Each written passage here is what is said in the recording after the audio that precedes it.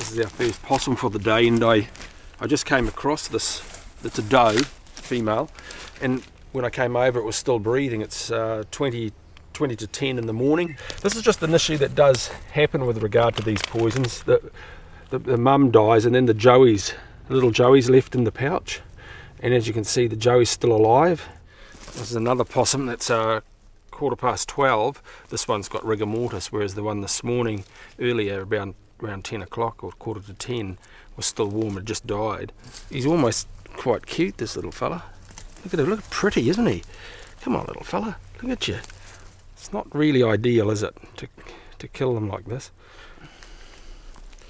I think I'm going to call you Nick Smith. How about that? It's got a ring to it. Come on. All of the female possums found the day after the drop had live joeys in their pouches. Vets suggest that there will be poison in the mother's milk, but it may be diluted, and a lethal dose of poison may not be consumed by the time the mother dies.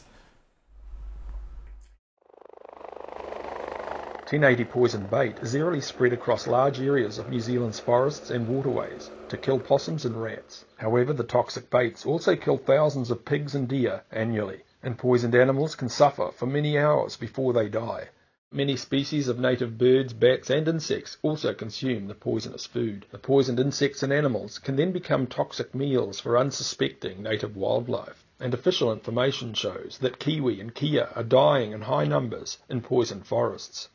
1080 poison baits are dropped directly into all waterways at the same rate as the land areas around them in most aerial operations.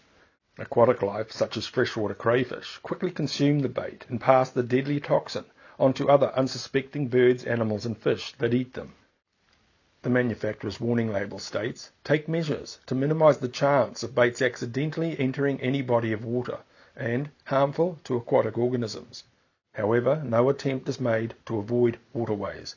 The official toxin distribution charts show that almost all of the forest streams are poisoned at the same rate as the land areas around them.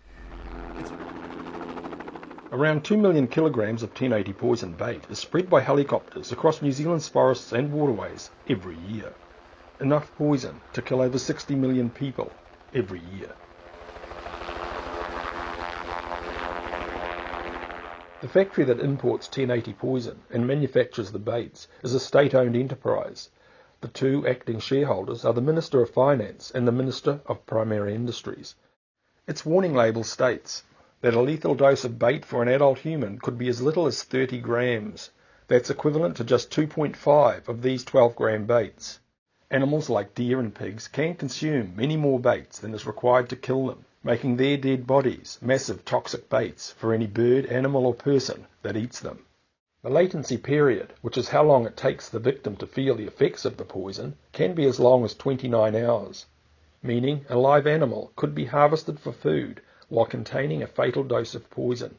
The symptoms of 1080 poisoning include vomiting, stomach pains, muscular twitching, blurred vision, mental confusion, followed by coma and convulsions. 1080 poison baits are spread across most of New Zealand's state forest parks. Apart from the targeted animals, the poison also kills thousands of wild pigs. The pigs are either killed by eating the baits directly or by scavenging the poisoned animals that litter the forest floors. Poisoned animal carcasses are left to decompose where they fall, be that on land or in water, despite the manufacturer's warning label stating that they are ecotoxic and that the exposed bodies of all poisoned animals should be collected and buried at a landfill approved for hazardous wastes. This scavenging poses a secondary poisoning risk to native wildlife or to hunters that may catch a pig that's travelled outside of a poisoned area weeks after an aerial operation. Research presented at the Environmental Risk Management Authority review of 1080 poison use, undertaken in 2007, stated that it identified three main scenarios that may give rise to meat containing 1080 residues. Farm animals may accidentally get access to 1080. Feral animals taken by hunters may have been poisoned or sublethally poisoned. In other research, it is stated that numerous cases of suspect accidental poisoning of livestock with 1080 occur in New Zealand every year. Extensive independent information about 1080 poison use in New Zealand can be found on the 1080science.co.nz website.